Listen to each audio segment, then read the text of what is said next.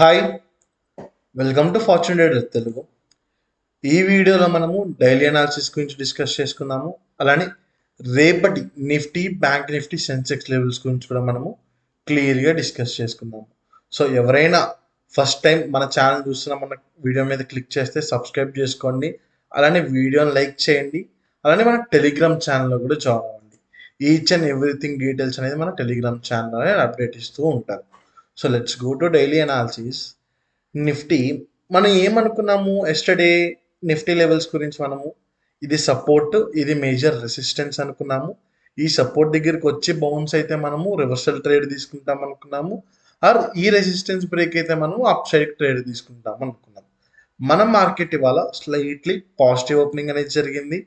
Morning నుంచి మనకి afternoon అంటే 2:30 వరకు మనకి ఇవాళ మార్కెట్ మొత్తము కన్సల్టేషన్లోనే ఉంది, అంటే సైడ్ వేస్లోనే ఉంది.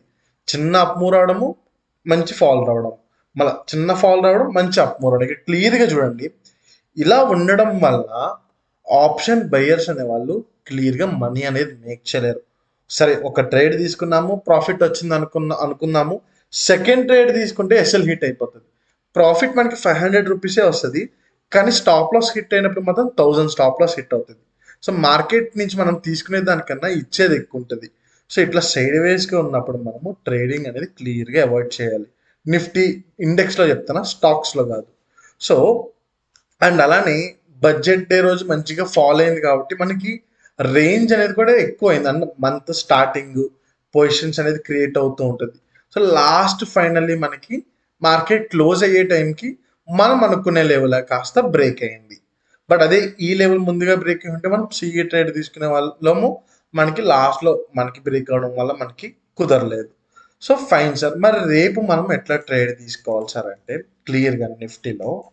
సో ఎలాగో 25తో మంచి క్లోజింగ్ అనేది ఇచ్చింది మనకి నిఫ్టీ అనేది.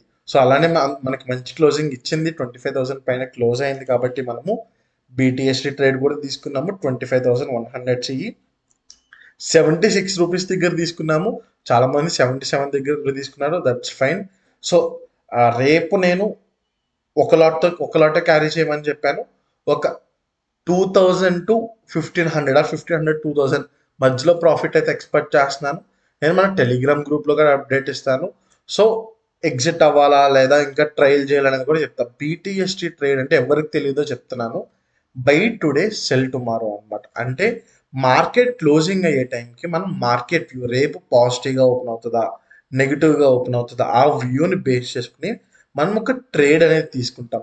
సో దీనికి మనం స్టాప్ లాస్ అనేది పెట్టలేము, ఎందుకు మార్కెట్ అనేది క్లోజ్ అయిపోతుంది కాబట్టి. సో మనం మళ్ళీ ఎప్పుడు ఎగ్జిట్ అవుతాం సార్ ఈ ట్రేడ్లో అంటే మార్కెట్ ఓపెన్ అవుతుంది చూసారు 9:15కి. 9:15 నుంచి 3:30 మధ్యలో మనము ప్రాఫిట్ ఉన్నా లాస్ ఉన్నా బుక్ చేసుకుంటాము. ప్రాఫిట్లో ఉంటే ట్రైలింగ్ అనేది కూడా మనం చేసుకోవచ్చు అనమాట. అది బీటీఎస్టీ. కొంతమంది ఎస్టీబీటీ ట్రేడ్స్ చేస్తారు, అంటే సెల్ టుడే బై టుమారో అనమాట. సో ఇవాళ మనము సిఈ ట్రేడ్ అనేది తీసుకున్నాం, ఎందుకంటే నేను రేపు కొంచెం పాజిటివ్ ఓపెనింగ్ అనేది ఎక్స్పెక్ట్ చేస్తాను. యాజ్ పర్ నేను వీడియో రికార్డ్ చేసే టైంకి కూడా మనకి గిఫ్ట్ నిఫ్టీ అనేది పాజిటివ్గానే ఉంది.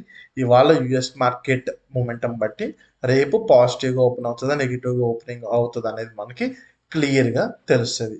సో రేపు మనం ఏ లెవెల్ బ్రేక్ అయితే సిఈ ట్రేడ్ తీసుకోవాలి సార్ అంటే ఆల్రెడీ మనకి పాజిటివ్లోనే ఉంది. మనం బీటీఎస్టీ ట్రేడ్ కూడా క్యారీ చేస్తున్నాం కాబట్టి నేను క్లియర్గా రేపు నాకు ఏ లెవెల్ ఇప్పుడు మనం డ్రా చేసుకున్నాం చూసారా, ఈ 25,120 లెవెల్ పైన బ్రేక్ అయ్యింది అంటే మనము అప్ సైడ్ ట్రేడ్ తీసుకుని టార్గెట్ క్లియర్గా 25,230 వరకు మనం క్లియర్గా పెట్టుకోవచ్చు.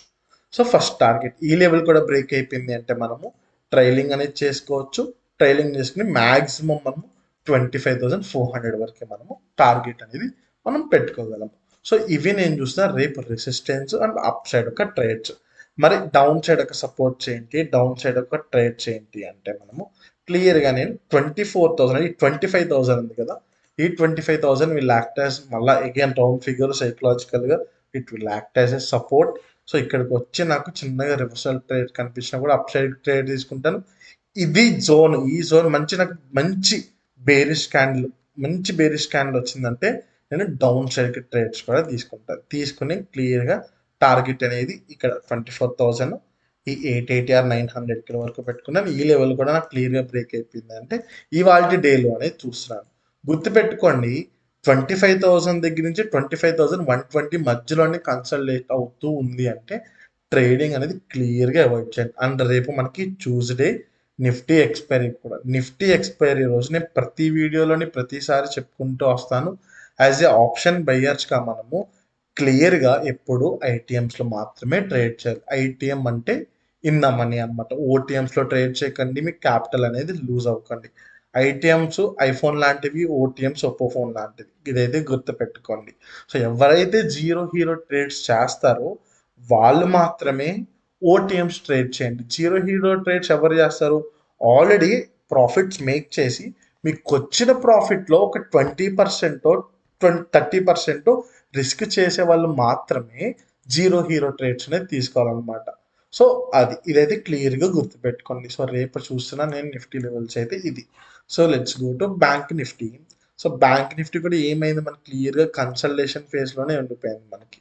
సో మరి రేపు ఎట్లా ట్రేడ్స్ తీసుకోవాలి సార్ మనము బ్యాంక్ నిఫ్టీలో అంటే, సో నేను క్లియర్గా ఈ జోన్ ఉంది చూసారా మనకి 58,800 జోన్ అనేది రెసిస్టెన్స్.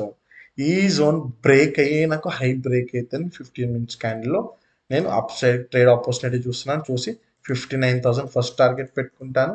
ఈ లెవెల్ కూడా బ్రేక్ అయిపోయిందంటే అల్టిమేట్గా 59,000 మనము 500 వరకు అనేది కూడా క్లియర్గా టార్గెట్ అనేది పెట్టుకోవచ్చు. ఫస్ట్ 200 తర్వాత 500 జోన్ వరకు కూడా మనము క్లియర్గా టార్గెట్ అనేది పెట్టుకోవచ్చు.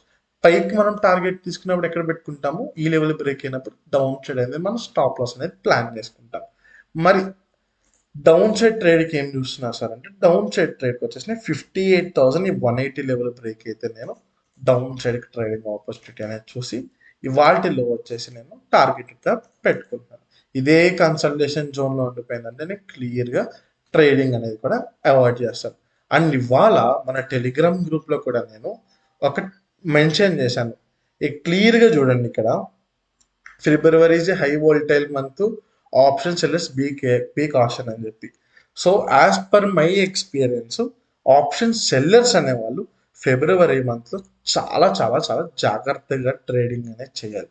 ఎందుకంటే చాలా వోల్టైల్ మూవ్స్ అనేది వస్తుంది.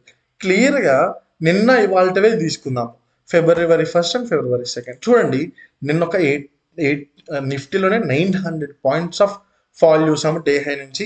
ఇవాళ ఎంత రికవరీ చూసాము చూడండి, డేలో నుంచి మనం ఆల్మోస్ట్ 400 పాయింట్స్ అనేది చూసాం.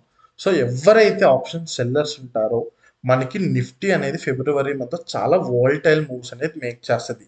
సో ఎవరైనా స్ట్రాటజీస్ ఇంప్లిమెంట్ చేసిన, న్యూట్రల్ స్ట్రాటజీస్ అయినా డైరెక్షన్ స్ట్రాటజీస్ ఇంప్లిమెంట్ చేసిన చాలా జాగ్రత్తగా అయితే ఇంప్లిమెంట్ చేయండి. కొంచెం రిస్క్ తక్కువ చేసుకుని మీకు ప్రాఫిట్ తక్కువ చేసుకోండి, రిస్క్ తక్కువ చేసుకోండి.